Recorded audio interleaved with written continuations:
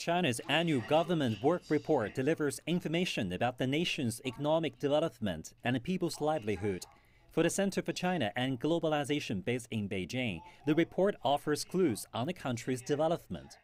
What stood out to me in the report was China's resolve to follow through on the path of reform and opening up, given the fact that this year marks the 40th anniversary of China's initiation of the program.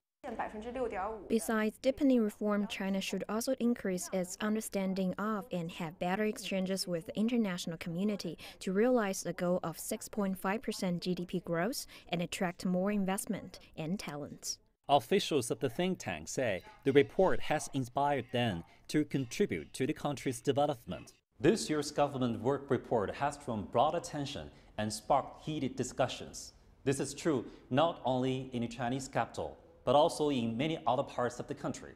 Gao Chao and Liu Yunping are lawyers in Guangzhou, southern China. What impressed them the most about the report is its emphasis on the law and education. As a lawyer, I'm quite inspired by the content of advancing law-based administration. Only through that can we raise people's legal consciousness and improve the effectiveness of administrative management. The government report says education expenditure makes up more than 4% of GDP, and over 3.6 million students in rural areas have benefited from a nutrition improvement program.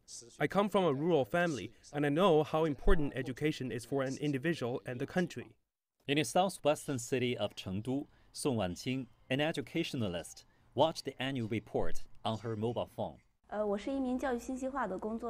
The Premier pointed out in the government work report that the country plans to narrow the urban-rural gap in education standards. As an educationist, I think it's a worthy effort and I want to be part of that cause. Meanwhile, Wang Lu, who owns the startup in Chengdu, took note of what might affect his industry. The work report says the country plans to further develop its tech and innovation industry. The market has already made remarkable progress, but lately I've noticed a downturn. In a way, I think it's market selection. The market is becoming more regulated. I hope government policies would further encourage innovation and help the really good companies and projects thrive. The 2018 government work report will now be subject to review by the National People's Congress. It will be finalized when the annual session concludes on March 20th, with its commitments set to be accomplished in 2018 and the years ahead. Zheng Yibing, CGTN. Well, let's get more insight on this now, and I'm joined by Jen Keo. She is coming to us live from Beijing. Jen, what are the key highlights of Chinese Premier Li Keqiang's government work report?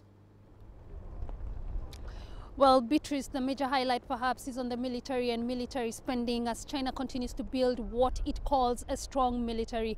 1.1 trillion yuan, that's $175 billion, has been set aside for the People's Liberation Army. That's an 8% increase from the budget last year. And all of this is in line with President Xi Jinping's plan to modernize the military. And Premier Li said as much once he delivered that work report this morning during the opening session of the NPC. In his own words, he said that the military must be as strong as stone in the wake of growing threats, security challenges around the world. Again, the economy and its projected growth also was a key highlight of that report.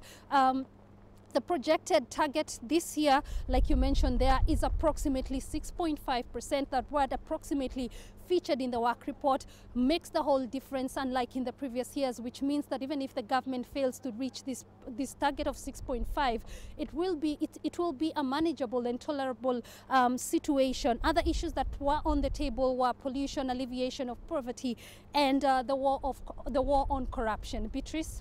Well, Jane, African countries are also closely following the two sessions. So what political lessons can the continent learn from China?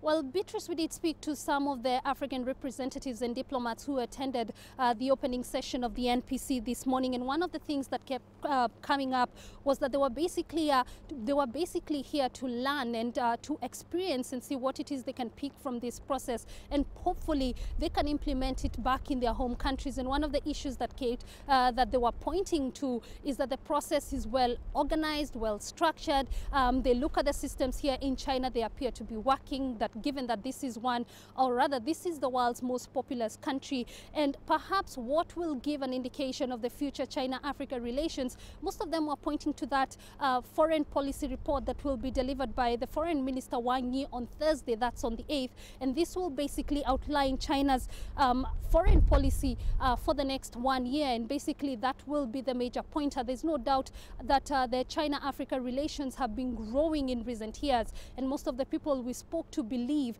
that they're about to get better. Don't forget that this September, China will also be hosting the FOCAC summit, and most of the people here are optimistic about that summit, which basically deals with strengthening cooperation between China and Africa. Jane Keo for us there in Beijing following the 2 sessions. Thank you.